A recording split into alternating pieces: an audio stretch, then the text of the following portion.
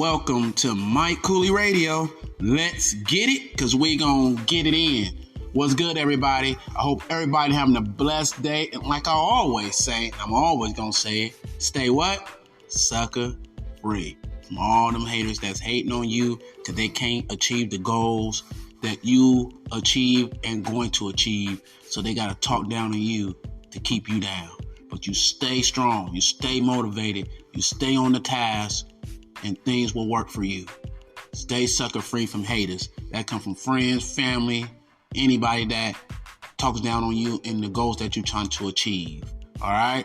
Goals you're trying to achieve. Now, please follow Mike Cooley Radio on all social media platforms. All right? From iHeartRadio, Apple Podcasting, all podcasting areas. Just put in Mike Cooley Radio and I should pop up. And please follow, subscribe, and listen. Also follow me on social medias on Facebook, Instagram, and YouTube. Just type in my name and I will pop up. All right. Thank you. Now we're going to talk about today in this segment about Trump. Yes, Trump. I guess he's the Republican nominee for, he accepted a nomination for the Republican Party. So he's going to be representing the Republican Party. So I'm going to give you a little bit of his speech today, what he said about his assassination and what happened to him and everything. I still think it was a tragedy that happened to him. I think that should have never happened. I still have a lot of questions about that, as you've seen in my last segments. So a lot of question marks about the person tried to assassinate him. And it's good that he got out of that, because this could have been even worse if he would have got hit.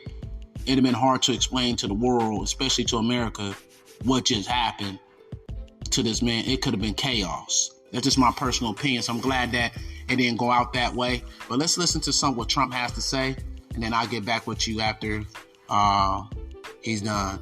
Yeah, but now he is the GOP nomination. He's the nominee for the GOP. So he's running for president. Republicans gave it to him. Now we're waiting on the Democratic Party with Joe and all that stuff. So we're going to see what's going on. But let's listen to Trump first. An attempt at my rally on Saturday.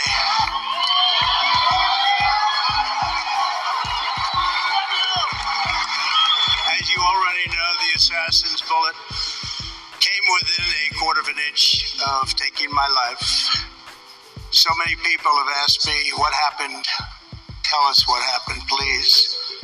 And therefore, I will tell you exactly what happened. And you'll never hear it from me a second time, because it's actually too painful to tell. It was a warm, beautiful day in the early evening in Butler Township in the great Commonwealth of Pennsylvania. Music was loudly playing, and the campaign was doing really well. I went to the stage, and the crowd was cheering wildly. Everybody was happy. I began speaking very strongly, powerfully, and happily, because I was discussing the great job my administration did on immigration at the southern border. We were very proud of it.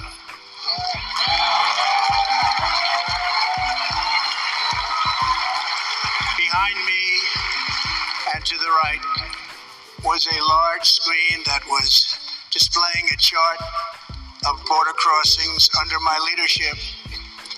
The numbers were absolutely amazing. In order to see the chart, I started to, like this, turn to my right and was ready to begin a little bit further turn, which I'm very lucky I didn't do, when I heard a loud whizzing sound and felt something hit me really, really hard on my right ear.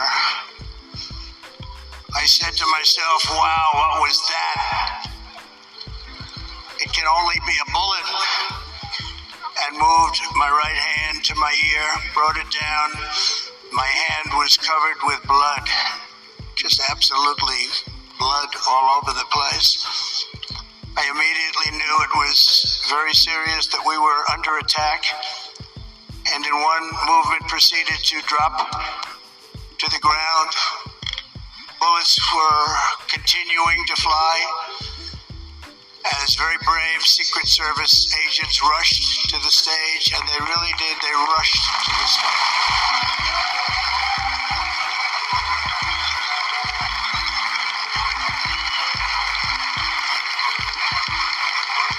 These are great people at great risk, I will tell you, and pounced on top of me so that I would be protected.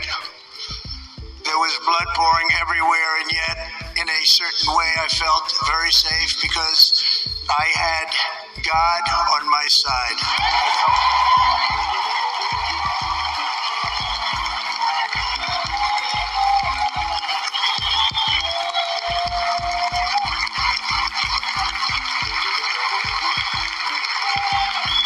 The amazing thing is that prior to the shot, if I had not moved my head at that very last instant, the assassin's bullet would have perfectly hit its mark, and I would not be here tonight. We would not be together. The most incredible aspect of what took place on that terrible evening in the fading sun was actually seen later. In almost all cases, as you probably know, and when even a single bullet is fired, just a single bullet, and we had many bullets that were being fired, crowds run for the exits or stampede, but not in this case. It's very unusual.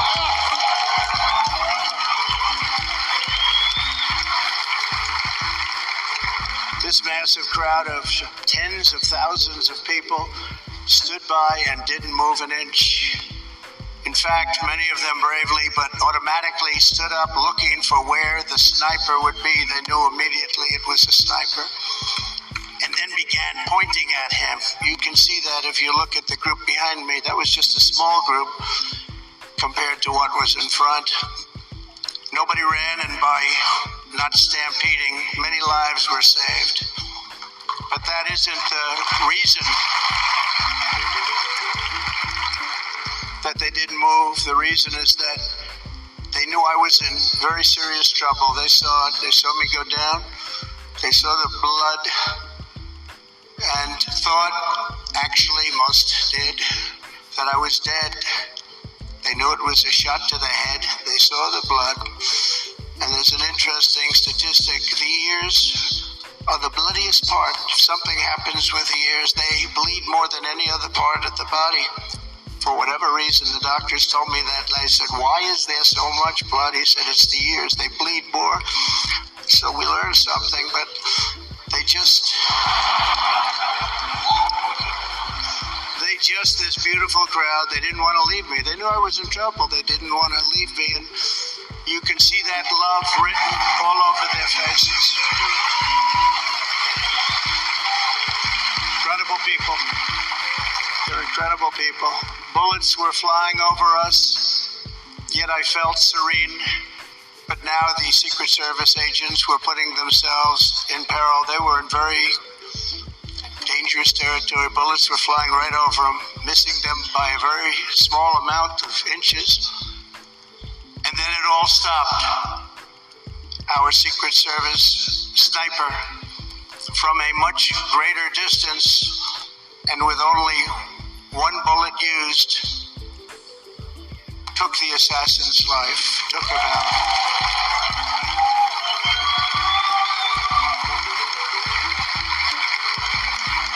I'm not supposed to be here tonight. Not supposed to be here.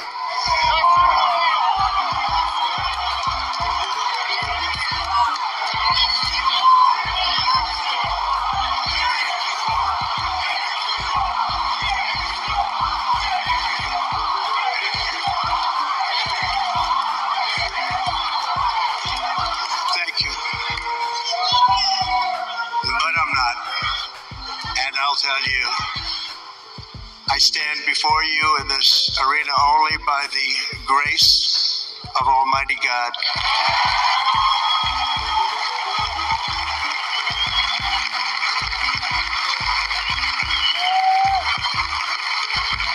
In watching the reports over the last few days, many people say it was a providential moment. Probably was. When I rose surrounded by Secret Service, the crowd was confused because they thought I was dead, and there was great sorrow. I could see that on their faces as I looked out. They didn't know I was looking out. They thought it was over, but I could see it. I wanted to do something to let them know I was okay. I raised my right arm, looked at the thousands and thousands of people that were breathlessly waiting, and started shouting, "Fight, fight, fight."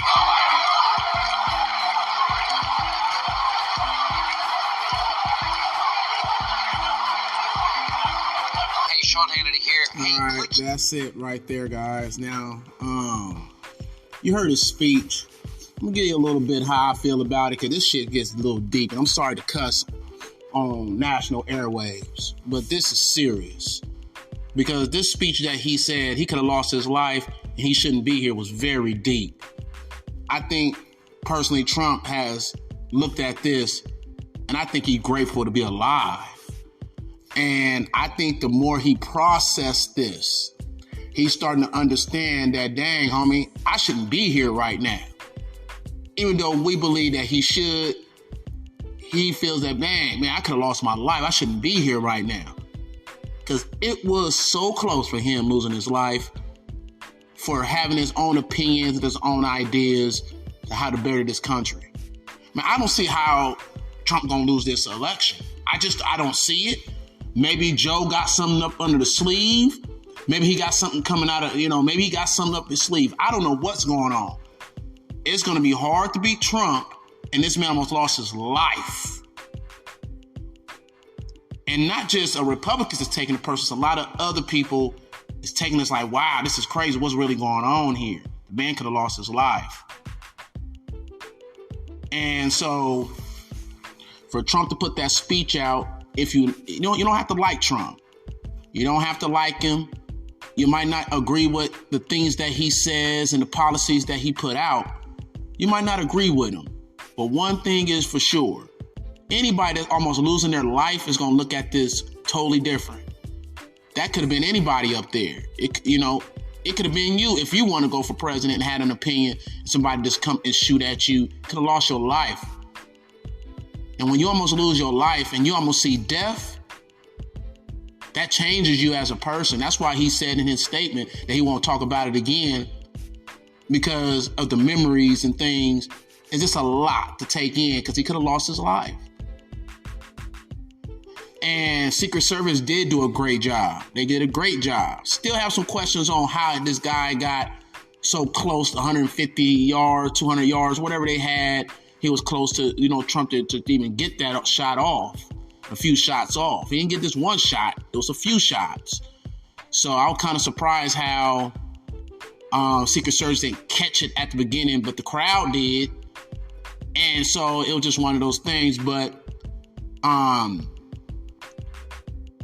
I can say is it's going to be hard to beat Trump in a situation like this. Joe going to have to make some adjustments. I done seen Joe say some things that he probably can go in there and talk about schools, education, about schools and education there. There's a lot of things that he can bring up that, Trump kind of slacked in on when he was in office, where he can kind of use for his debates and use it in his campaign. But this is going to be a difficult one for Joe because of how personal this has become, of Trump getting almost assassinated. And we had this happen with Kennedy, right? So this is very personal. This brought the Republican Party together even stronger. And it's time for the Democrats to figure out what they're going to do, because Republicans are ready. And it seems like they had I think their convention was beautiful, to be honest. I thought they had a great convention. I thought that, everybody spoke very well. and Amber Rose spoke. Everybody has something to say about Amber Rose, but she spoke very well and articulate the things very, very, very well. So it's going to be very hard. And she has a lot of followers, Amber Rose. So we have to remember that too. So she was talking to black viewers and other people that's relating to, food prices are high. Gas prices are high. We got 2 wars going on. And, the borders are crazy. We have to look at this stuff, man. This is not made up, man. This is facts. People want to get mad and say, let's look at the facts. These are the facts. If you go to the store, you go to the grocery store right now, and you go see the prices of food, it's ridiculous. It's $8 to $10 for eggs. For a dozen of eggs is $8-10. A can of soda is $2. I'm just talking about in California and on up. It's way more than $2. I can't speak for other states, but I know their stuff is high too. And their gas prices and things are going up. It's just a lot going on, and it's putting a lot of pressure on the poor to be able to keep up with this. A lot of people in the poor is trying to figure out what to eat or gas, pay rent. So people have to make life decisions off the economy. So it's a lot to be talked about. I'm very interested how this is going to go for both of them. These two are choices until Joe, if he wants to drop. I don't think he will. And I get it. I don't think he should either. And if he does, then I guess we're gonna have Harris. Our vice president might most likely end up running. Will be very, very interesting because we really haven't. I haven't heard any of her points of views on how she really feels about anything. I think they've been keeping her quiet because I really don't hear from Harris. I never hear from Kamala Harris. I never hear from her. I don't know her policies, what she thinking, how she feeling. So it'd be very interesting to see a new face. And she's a lot younger, and she's African American. Can she speak and touch the people and bring a new life and a new look? That's the only way I could see this working for the Democratic Party. Because I just don't see how Joe's going to get out of this with all this stuff going on in America right now. And it's a lot going on, and it's factual. And Joe has to figure if he's going to stay in this or he's going to let go and let his vice president take over. I think she has a big opportunity to win because she's a fresh, new eyes. She probably have a different approach how she will run this country, different views and points of views. And that would give people more of a fresher look of, okay, if we don't want to go with Trump because of what he's doing, we can go here with her where we might feel a little more safer. So at the end of the day, I think that's the way that the Democratic Party should go. But it's really up to Joe. Joe makes the last decision, so we will see what he does. And we will get ready for the Democratic Party convention and see how they do. And hopefully they will all come together and be able to figure this out and be together. And then we can have a healthy debate and a healthy campaign, and people can go vote and make a decision on who they feel is best to be president of the United States for the next 4 years and everything. So that's my opinion on it. Please have any comments or anything. There should be places where you could comment. If not, please reach out on my social media networks and let me know that you've been trying to reach out and talk about things in the podcast and you could not be able to, so I can fix it. But everything should be A-okay. All right? God bless and have a good day. This is Mike Cooley Radio. Let's get it, because we gonna get it in. And I'm out.